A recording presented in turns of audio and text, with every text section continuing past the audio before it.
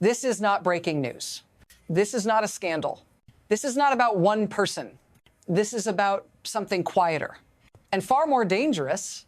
What happens when a system still looks intact on television, but stops working in the places you don't see? When power doesn't collapse in public, but disconnects backstage. Nothing explodes at first. There's no single moment you can point to, just a few things that stop moving, a few switches that don't flip back on, and suddenly, a government that looked permanent starts behaving like it's running out of air. If that sounds abstract, stay with me. Because this isn't a theory, it's a pattern, and once it starts, it doesn't reverse quietly. Tonight, I want to show you how systems actually fail. Not in capitals, not in speeches, but at the points that keep everything else alive. And once you see it, you can't unsee what comes next. Because this story doesn't start where you think it does. And it definitely doesn't end there. Here's the mistake most people make when they try to understand power. They look at faces. They look at speeches. They look at who's yelling the loudest on television. That's not where control lives anymore. Real control sits somewhere else now. In places without podiums, without cameras, without slogans. Power today is mechanical. It's procedural. It's boring by design. It lives in schedules, in shipping lanes, in valves that open on time, in cranes that move when they're told to move. A modern state doesn't rule because people believe in it. It rules because things arrive. Food, medicine, equipment. When those flows are stable, authority looks unshakable. Even brutal systems feel permanent. But when those flows slow, even slightly, fear creeps in, not among the public, inside the system itself. Because the moment logistics become uncertain, obedience becomes negotiable. And once that negotiation starts, the system doesn't argue in public. It starts losing control in silence. That's where this story actually begins. Not with anger, with friction, and friction always spreads. For a long time, this system trained everyone to look in the wrong direction. Before power was loud, it announced itself. It made examples in public. Now, power learned something more effective. It slowed down. Instead of dramatic crackdowns, it normalized small failures. Delays became routine. Shortages became explanations. Workarounds became policy. Nothing felt like collapse. It felt like adjustment. Before, when something broke, it was fixed immediately.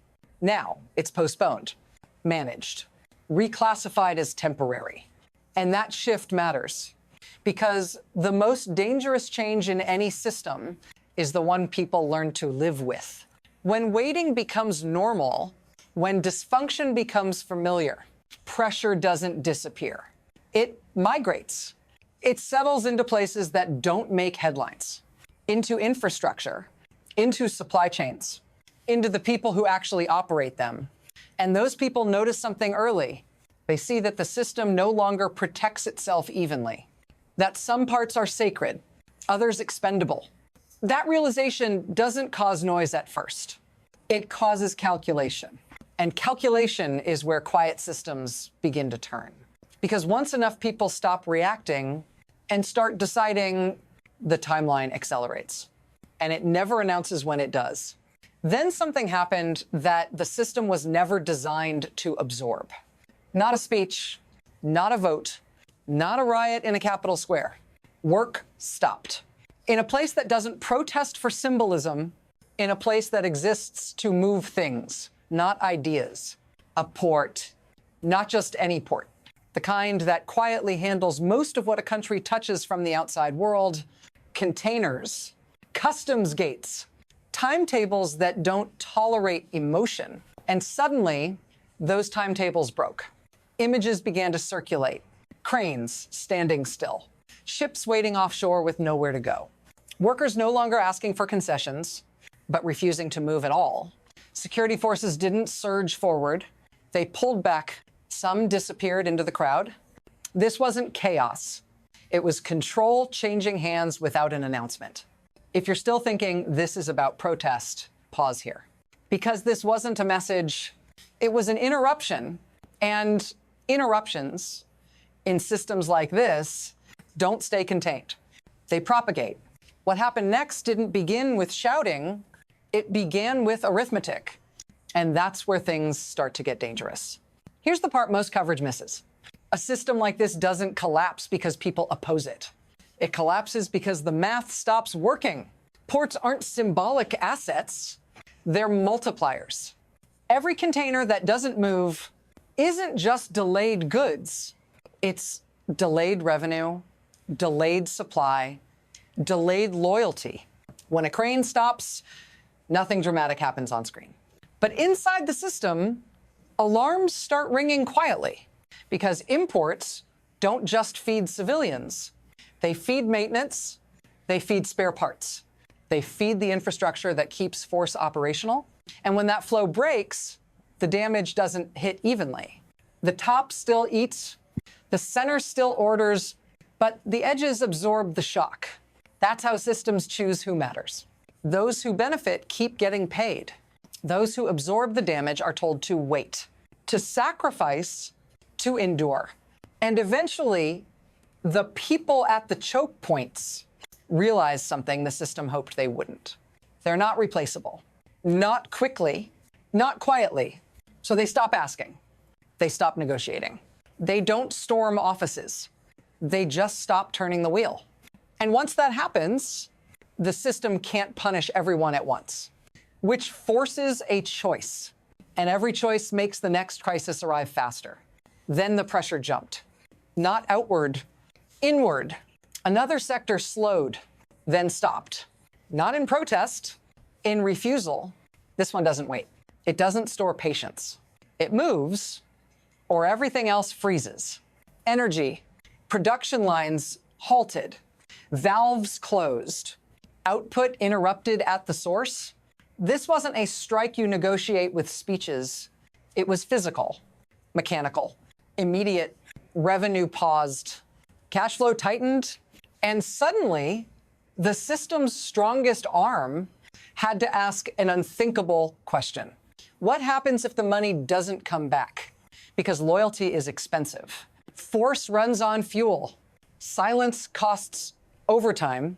And when funding hesitates, obedience hesitates with it. Reports followed, not of chaos, of hesitation. Orders delayed. Responses uneven. Units waiting to see who moves first. This is the moment systems fear most. Not rebellion, uncertainty, because once hesitation enters the chain of command, it travels faster than anger ever could. And from here, there is no clean reset, only escalation. Or exposure, this is where it stops being abstract. This is where it reaches you. Because when systems fail this way, they don't announce it. They pass the cost downward. You feel it as waiting, as absence, as the quiet stress of things not working when they're supposed to. You notice shelves thinning, services slowing, rules suddenly enforced unevenly. And underneath all of it, a new calculation appears. Is the system still protecting me, or am I protecting it? For the people inside this machine, workers, clerks, drivers, technicians, that question isn't theoretical. It decides whether you show up tomorrow. When enough people ask it at the same time, fear changes sides. If you're still watching, stay here. Because this is the moment systems try to reverse the flow. They threaten, they promise. They look for someone to blame. But blame doesn't restart logistics. And fear doesn't reopen valves. Once people understand where real leverage lives, they don't need slogans anymore. They just need to stop. And when that realization spreads, the consequences don't stay local. They radiate because systems like this are never isolated. When a major artery slows, the shock doesn't stop at the border. It travels outward, quietly at first, then all at once. Routes that were assumed to be permanent suddenly aren't. Schedules built on certainty start slipping. Partners notice, Before markets do, they watch shipments stall. They watch timelines fail. They recalculate risk in real time, and that's when silence appears. Not condemnation, not support, distance. Alliances built on convenience don't rush to help when the return on investment collapses.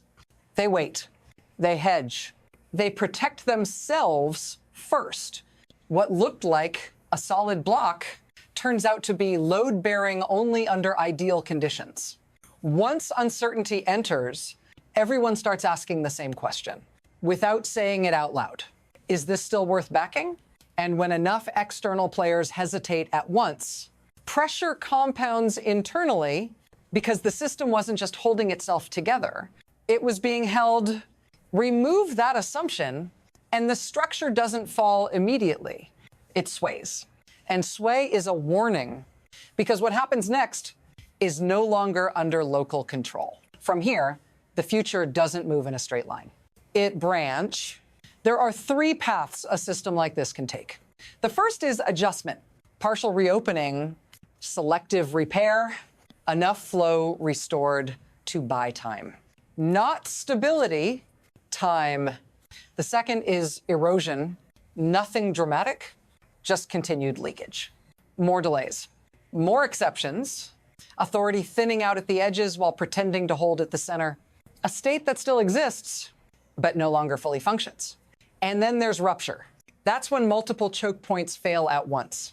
Not because of coordination, because coordination is no longer required. When cash flow, logistics, and obedience all hesitate at the same time, the system can't prioritize fast enough. Every response creates a new gap. Every delay multiplies risk. And the most dangerous part is this. Rupture doesn't look like collapse at first. It looks like confusion, contradictory orders, waiting for clarity that never comes. At that point, the question isn't whether the system survives. It's who moves first, when it doesn't. And that answer hasn't arrived yet. This is where I don't offer comfort. Because systems don't fail loudly anymore, they fail sideways, through hesitation, through absence, through moments where nothing happens when it's supposed to. What you're watching here isn't an ending, it's exposure. Exposure of how thin control really is, how dependent it is on a few invisible hands, agreeing to keep things moving. Once that agreement fractures, no speech can repair it. No force can fully replace it. And that's the danger. Not disorder, not chaos, but a world where power looks intact right up until it isn't. If you want reassurance, this isn't the place, because what comes next depends on choices that haven't been made yet, by people you don't see, at switches you don't hear about. If you're still here, don't look away now, because the next phase of this story won't announce itself as a crisis. It will arrive as a delay, a silence, a moment when something essential doesn't move. And once you notice that, you'll start seeing it everywhere. Stay with me. The next layer is already forming.